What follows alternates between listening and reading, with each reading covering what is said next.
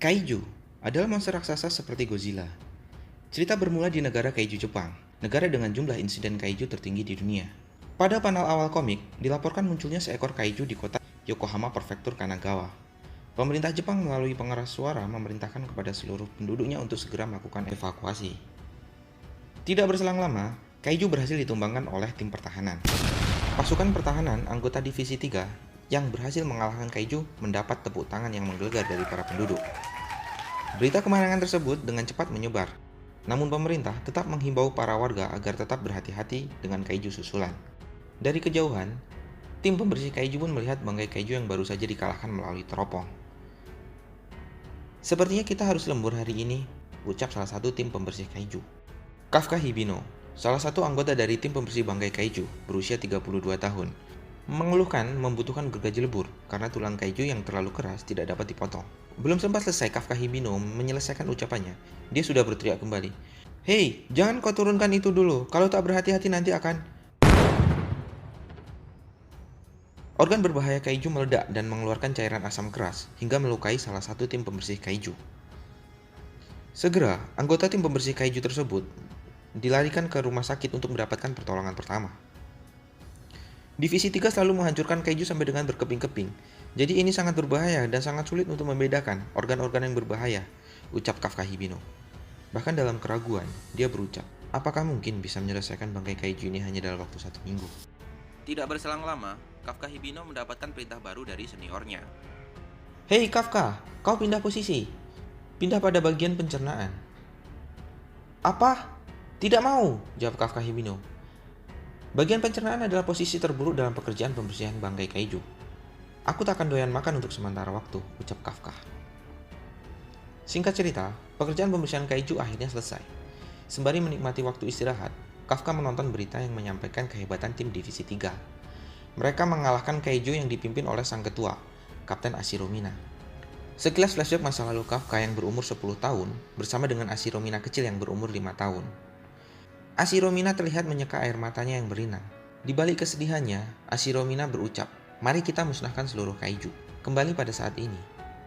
Terlihat Kafka Hibino yang frustasi sambil berkata, kira-kira kenapa ya aku di sini? Namun di balik rasa frustasi itu, dia kembali mencoba meluruskan pemikirannya. Pembersihan bangkai kaiju adalah pekerjaan yang penting. Aku punya apartemen yang layak dan bisa makan apapun yang kumau, gumam Kafka menghibur diri. Hari telah berganti. Kafka telah tiba di kantor pembersih kaiju profesional tempat ia bekerja. Kafka diberitahu bahwa ada seorang pekerja sambilan baru, pemuda yang ingin bergabung dengan pasukan pertahanan. Pemuda tersebut bernama Ichikawa Reno, berusia 18 tahun. Tokusan, sang senior Kafka membeberkan kepada Reno bahwa dulu Kafka juga pernah mencoba ingin menjadi pasukan pertahanan. Namun ia menyerah. Reno menanyakan, kenapa kau menyerah? Kafka pun menjawab, aku sudah berusaha semaksimal mungkin, dan semua orang juga memiliki batas, kau tahu itu. Mendengar jawaban Kafka yang seperti itu, dengan tegas Reno menjawab, aku tidak akan menyerah. Sampai mati pun aku tak akan paham dan tak mau paham, jawab Reno. Sebuah perkenalan yang cukup panas antara Kafka Hibino dengan Reno Ichikawa. Perdebatan tersebut tidak berlangsung lama, karena pekerjaan pembersihan kaiju telah menanti. Kafka dan Reno berada dalam satu tim, yaitu bagian pencernaan. Kafka terlihat sangat frustasi karena ditempatkan kembali pada bagian pencernaan. Sedangkan Reno, dia sama sekali tidak berekspresi karena dia tidak tahu betapa mengerikannya berada pada bagian pencernaan. Hingga jam makan siang tiba, Reno tampak mabuk berat dan tidak doyan makan. Kafka tertawa puas melihat Reno yang mabuk berat dan tidak doyan makan. Walaupun dalam hati dia juga merasakan hal yang sama dengan Reno. Kafka melemparkan makanan kepada Reno sembari berkata, kau harus makan walaupun maksa. Jika tidak, kau tidak akan bertahan hingga siang ini. Singkat cerita, pekerjaan hari itu telah usai. Reno mengucapkan terima kasih kepada Kafka atas bantuannya hari ini.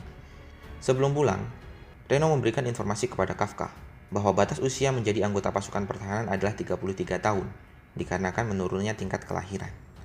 Reno bersimpati kepada Kafka, karena Kafka terlihat sedih saat berdebat mengenai kegagalannya saat ingin menjadi pasukan pertahanan. Belum sempat Reno berpaling, muncul serangan kaiju susulan tepat di belakang Reno. Reno terkejut dengan kemunculan kaiju tersebut. Tubuhnya kaku tidak bisa bergerak sama sekali. Beruntunglah, Kafka bertindak dengan cepat, melompat menyelamatkan Reno dari upaya gigitan kaiju. Reno kembali terkejut dengan apa yang diperbuat oleh Kafka. Belum sempat Reno berdiri, serangan gigitan kedua kaiju kembali mengincar Reno.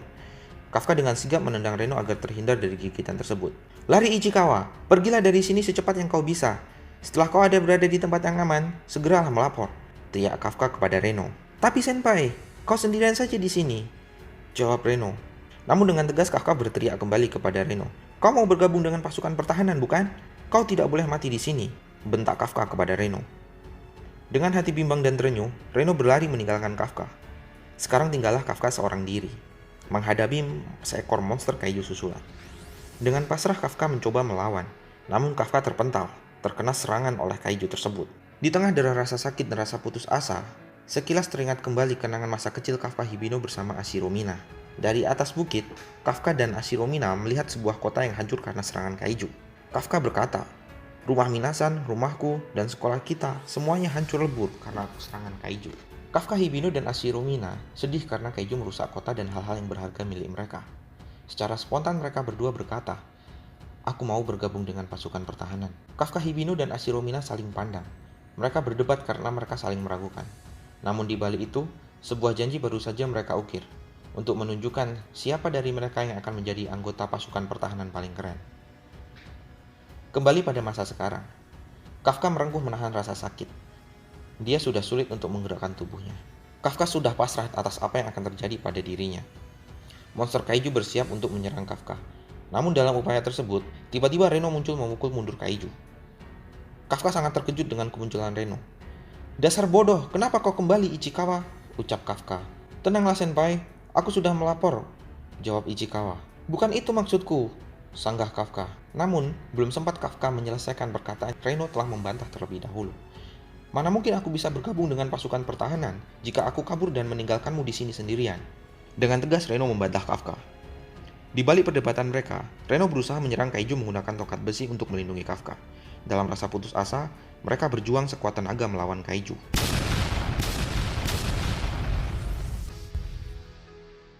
Sebuah ledakan mengoyak dan menghancurkan tubuh kaiju. Dalam sekejap, kaiju berhasil dikalahkan. Kafka dan Reno terkejut dengan pemandangan di depan matanya. "Target sudah dilenyapkan, suatu orang terluka ditemukan. Kami sekarang melanjutkan penyelamatan." Dari kejauhan, terlihat pasukan pertahanan Jepang Divisi 3 muncul, yang dipimpin oleh Ashiromina. Ashiromina memerintahkan kepada Igarashi dan Takaragi untuk menolong yang terluka. Dengan sikap yang dingin, Ashiromina meninggalkan Kafka yang terluka karena serangan kaiju tadinya. Cerita berpindah di Rumah Sakit Umum Yokohama Selatan. Kafka terbaring lemah di atas tempat tidur rumah sakit. Pikirannya jauh melayang, memikirkan Ashiromina yang mampu mengalahkan kaiju hanya dalam sekejap. "Dia sudah berada di tempat yang jauh di luar jangkauanku," batin Kafka. Kafka terlalu sibuk dengan isi kepalanya sendiri, sehingga tidak menyadari bahwa Reno juga terbaring di ruangan yang sama dengan dirinya. Lamunannya seketika buyar saat Reno menyapanya. "Senpai, aku pasti sudah mati hari ini jika kau tidak menolongku. Kau tadi itu keren sekali. Kau memang seharusnya menjadi anggota pasukan pertahanan," ucap Reno. Ucapan Reno membangkitkan semangat Kafka kembali. Dengan semangat, Kafka menampar pipinya dan dia berkata kepada dirinya sendiri, "Mau sampai kapan aku berpura-pura memalingkan pandanganku?" gumam Kafka. Kafka pun berterima kasih kepada Reno karena telah membangkitkan semangatnya. Dia berkata kepada Reno, dia akan mencoba bergabung dengan pasukan pertahanan sekali lagi. Belum sempat selesai Kafka berbicara, muncul seekor parasit kaiju kecil. Kaiju tersebut seperti sedang berupaya mencari inang. Kafka sangat terkejut melihat kaiju kecil tersebut. Kaiju kecil tersebut berkata kepada Kafka, "Ketemu kau." Lalu dengan cepat, kaiju tersebut masuk ke dalam tubuh Kafka melalui mulut. Kafka berontak dan mencoba menahan kaiju tersebut, namun usahanya gagal. Reno yang mendengar suara ribut dari arah Kafka mencoba menghampiri dan mencari tahu. Namun yang terlihat oleh Reno adalah sosok kaiju yang sedang berbaring di atas tempat tidur. Reno dan kaiju tersebut saling pandang. Mereka sama-sama saling terkejut. Kafka telah berubah menjadi kaiju. Dengan panik, kaiju Kafka berkata kepada Reno, "Ichikawa, ini aku sungguh. Berhentilah menjauhiku," teriak kaiju Kafka. Reno menyadari situasi itu dengan cepat dan tanggap. Reno memberitahukan kepada kaiju Kafka untuk segera kabur dan menghindari kerumunan. Karena situasi yang rumit saat ini belum dapat dijelaskan secara rinci. Apa yang akan terjadi kepada kaiju Kafka setelah dia melarikan diri? Apakah dia bisa kembali berubah menjadi Kafka seperti biasa?